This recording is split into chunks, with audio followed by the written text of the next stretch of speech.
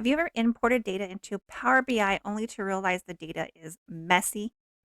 Maybe you have extra columns, incorrect data types, blank values, or inconsistent formatting. Well, the good news is Power BI has a built-in tool called Power Query. This is what it looks like on your screen. This helps us clean the data before we build reports. So in this video, I'll show you exactly how to do it. So in the last video, we learned how to import this data into Power BI. And today we're going to clean that data using Power Query. And trust me, this is one of those most important skills you'll learn as a data analyst. So first off, what is Power Query? It's a secret weapon for clean, confident data. Power Query helps you import, clean, transform, and shape your data, all before you build your reports. So it's raw data first, put into Power Query, clean data, and then you get your reports. So you can think of Power Query as the cleaning station. Before building dashboards, we want clean, reliable data. Power Query helps us prepare our data before it reaches our reports. In Power BI, to open Power Query, we simply click on the home page and click Transform Data. This launches the Power Query editor. This is where we'll clean and transform our data. By the end of this video, you'll know how to clean data like a real data analyst. So first, let's understand the interface. So here on our left side is our query pane. I have 4 CSV files uploaded in Power Query. If you're not sure how I did that, I went over that in the first video of this series. Your data sets will show here. So we have customers, order items, orders, and products. And on your right side, you have query settings. So you have your properties. So this is the name of the data set that I am on. So customers, as you see here on the left side, it's highlighted. If I click order items, then you'll see order items here where it says name and orders and so on. This is how you can change the name of that data set. So if you don't want it to be called orders, you can change it to something else. Then under here on applied steps, these are the steps that will be applied to this data set. For example, if you remove duplicates, it will show a step here. If you insert a column, it will show the next step here. If you rename a column, it'll show that next step here, and so on. Now we'll go over the Home tab. You have new source. So if you want to upload another source of data, you can. It could be an Excel file, SQL Server, CSV, even the web. Then you have recent sources. Then you have data source settings. Well, if you click on that, it'll show you where your data is located. And it says manage settings for data sources that you have connected to using Power BI Desktop. Customers, order items, orders, and products that I have in my downloads folder. So I'm not going to go over every single one, but the main ones that we would always be using is, for example, remove columns. You can remove unnecessary columns. So for example, if we go to customer CSV and we can do sign up date, I click the header to highlight that column. Then I'll click remove column. Now it's gone. So one of the easiest ways to improve performance is to remove columns you don't need. If you're not using a column, don't load it. Now you can also rename columns. Double click the header and you can simply rename it.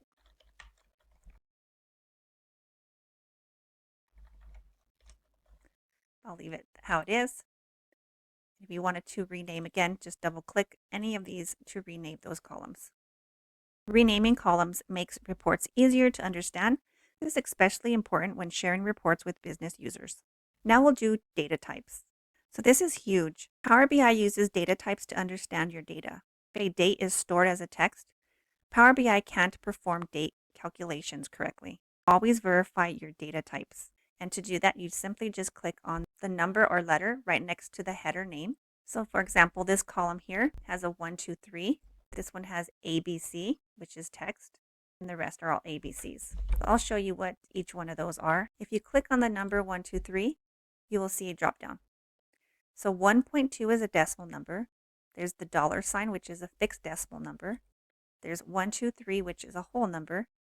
Then your percentage, dates, duration, text, true, false, and binary. So that is how to change your data types. So we can go through each one of these, making sure that they're all correct. So this one is a decimal number since it has the decimals. Orders, whole number, whole number. This one has a little calendar. So if I click on it, the calendar is a date. Then the text. It's always just good to double check them and everything looks fine. So next we'll do filter data. So Power Query also allows us to filter data before loading it into reports. This can improve performance and help focus on specific information. So for example, we can filter accessories.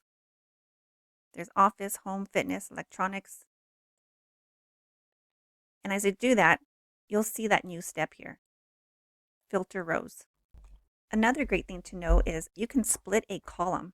So for example, if we go to customers, so we already have customers' first name and last name split. But if you have the customer's full name in one column, you can simply highlight that column and go to split column, and it'll give you options how to split it. So if it had a space and then the last name, it would give you the option to split by space. So splitting columns is another common task. Many data sets contains information combined into a single field. So Power Query makes it easy to separate those values.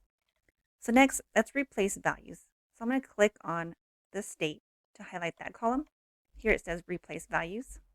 So I'm going to click that. And then this window pops up. So values to find. So there's NM, and I'm going to replace it with New Mexico. And OK. Now you see that it changed the NMs to New Mexico. And then also it put that step here, replace value. Replace values helps standardize data. This is useful when different abbreviations are used throughout a data set. So here on your left side with the applied steps, this is actually my favorite feature. Every transformation we perform is recorded. So that means if new data arrives tomorrow, Power BI can automatically repeat the same cleaning process. So this is exactly why analysts love Power Query. You clean the data once, then Power BI remembers every step.